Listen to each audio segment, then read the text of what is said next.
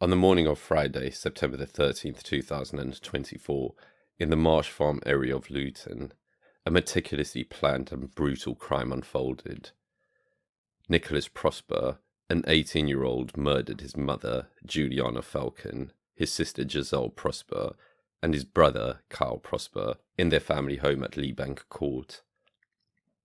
The murders were not spontaneous acts of violence, but part of a calculated plan. Prosper intended to eliminate his family to prevent them from interfering with his broader objective, executing a mass shooting at his former primary school, St. Joseph's Catholic Primary School, aiming to become the most notorious school shooter in history. Detective Chief Inspector Sam Khan of Bedfordshire Police remarked, "In my entire policing career, which has included many years spent investigating murders, I've never encountered anyone capable of such horrific acts while showing no remorse." Prosper's descent into this dark path was marked by social withdrawal and resistance to mental health evaluations. Although autism was suspected, he refused further assessment or intervention. This case is not only a story of familial tragedy, but also a stark reminder of the potential consequences of unaddressed mental health issues and the importance of early intervention. Nicholas Prosper, born on the 18th of December 2005, was the eldest of 4 children to Juliana Falcon, an Argentinian mother, and Raymond Prosper, a British father. The family lived in a council flat in Leebank Court, located in the Marsh Farm area of Luton, Bedfordshire. From an early age, Nicholas was described as quiet and geeky. He preferred the world of computers to that of people. Diagnosed with autism spectrum disorder, he often found social situations difficult and gradually became more withdrawn. As a teenager, he attended sixth form college in Luton, though his time there was short-lived. He wasn't progressing academically. He eventually left, disconnected from both his peers and his future. Then came the obsession. Prosper became fixated on mass shootings, particularly the 2012 Sandy Hook Elementary School massacre in Connecticut. He wasn't just fascinated, he wanted to go further, to outdo it. He studied it obsessively, forming a plan to surpass it, to become, in his own words, the most prolific school shooter in the world. Online, his behavior spiraled even further. He frequented graphic websites that depicted images of death, and was eventually banned from one of them after making heinous comments. His digital footprint revealed an unfiltered descent into darkness, a young man who no longer saw humanity in others, or perhaps even in himself. At home, signs of mental disturbance were present, but any chance for intervention was refused. Although autism had been identified, Prosper rejected further mental health assessments. He cut himself off, resisting help and resisting connection. By the time he turned 18, Nicholas Prosper was a dangerous, isolated individual, a powder keg of hatred, delusion, and fantasy, quietly constructing a plan that would soon erupt into an act of calculated slaughter. 3 lives were taken in the early hours of September the 13th, 2024, each one connected not only by blood, but by trust. Juliana Falcon was 48 years old. She was the mother of Nicholas Prosper and one of his victims. Juliana had been born in Argentina on June the 4th, 1976, before relocating to England, where she raised her family in Luton. She was the head of the household at Leebank Court, a flat in the Marsh Farm area that had been the family's home for years. Juliana was known in the community for her warm nature and commitment to her children. She had 4 in total: Nicholas, Kyle, Giselle, and another daughter who was not present at the time of the murders. Those close to her described her as active, generous, and deeply loving. Her 16-year-old son Kyle Prosper was also killed. A quiet, creative teenager, Kyle had a growing interest in online platforms like TikTok and was active on social media. He enjoyed sports, especially football and boxing, and was popular among his peers at school. He died from injuries inflicted by his older brother, the same person he had grown up with and trusted. The third victim was 13-year-old Giselle Prosper, Nicholas's younger sister. She was a student.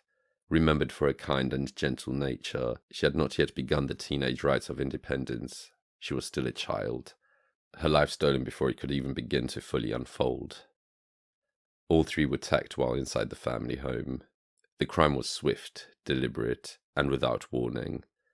None of them had a chance to escape, an indication that they may have been asleep when Prosper began his attack. There were no public incidents or domestic warnings leading up to their deaths, no cries for help, no police reports, only silence, and then violence. These weren't just victims in the headline. They were a mother and her children, wiped out by someone they had cared for, lived with, and never suspected could turn against them with such methodical cruelty. By mid-2024, Nicholas Prosper was almost entirely disconnected from the world around him. At 18 years old, he had dropped out of sixth form college in Luton. He no longer pursued qualifications, friendships, or any future. Instead, he retreated into the internet, a digital echo chamber of violence, obsession, and delusion. He spent most of his time locked in his room, alone. He played video games obsessively, especially the Telltale Walking Dead series, where he became fixated on the fictional character Clementine.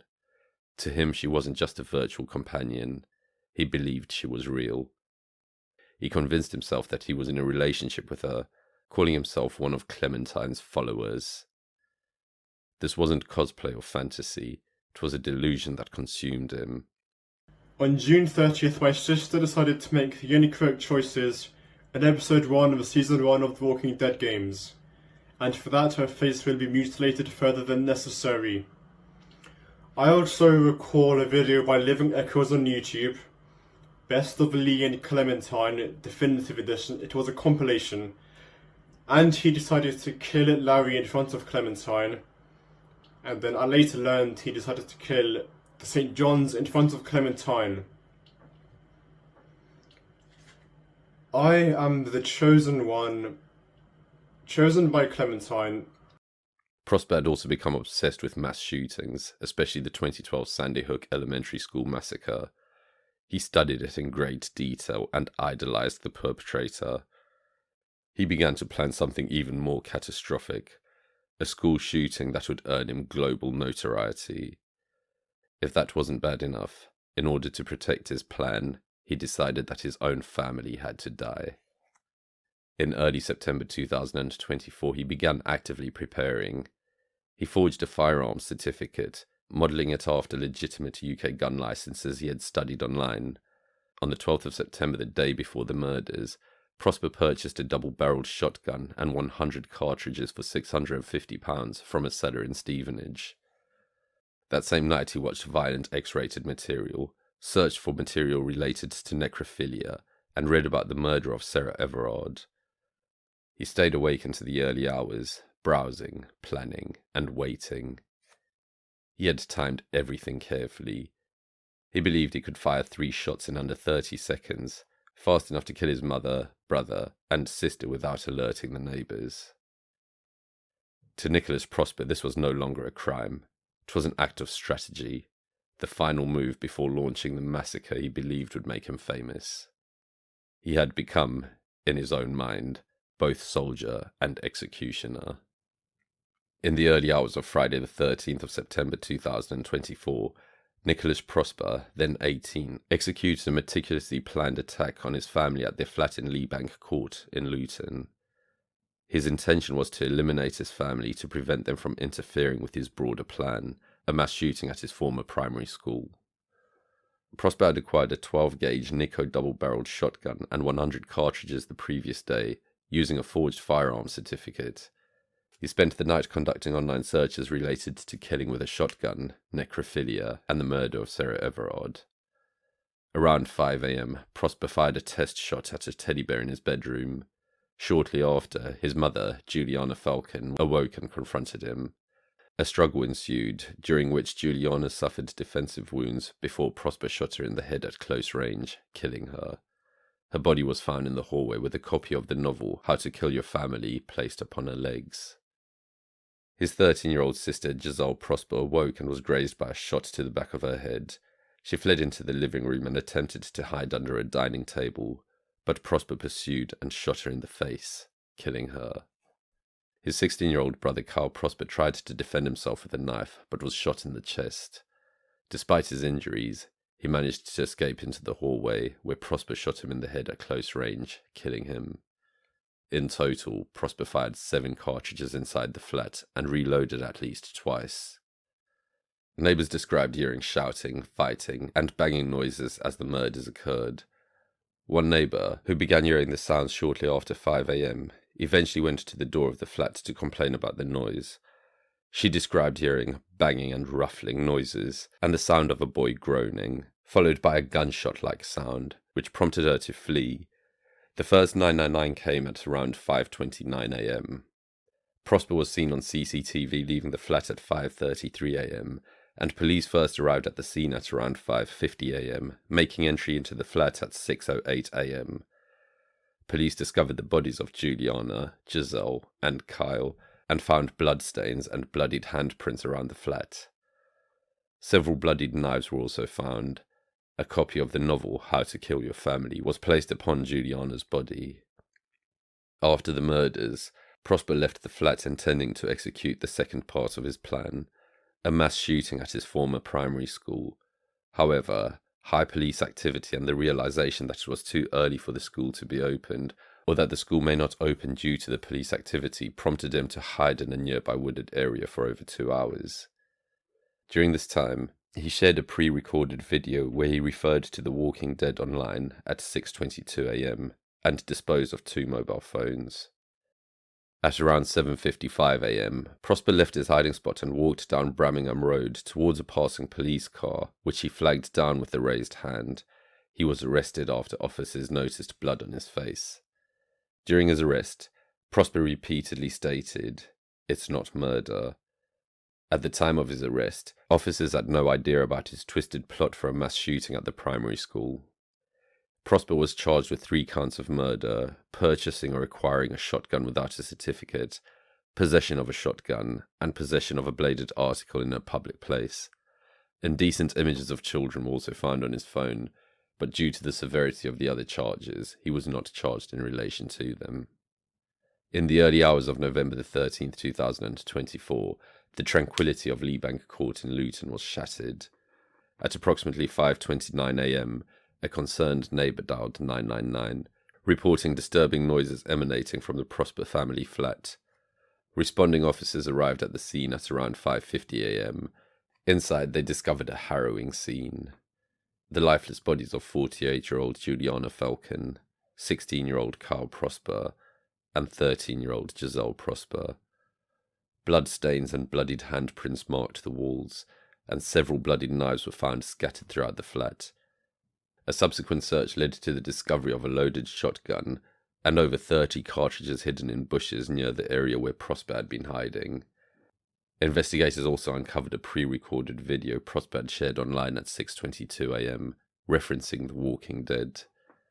Further examination of his digital footprint revealed extensive research into mass shootings, violent X-rated material, and necrophilia. In the aftermath of the brutal murders on September 13, 2024, the legal proceedings against Nicholas Prosper unfolded with chilling revelations. On the 24th of February 2025 at Luton Crown Court, Prosper pleaded guilty to 3 counts of murder, purchasing a firearm without a certificate, possession of a firearm with intent to endanger life, and possession of a bladed article in a public place.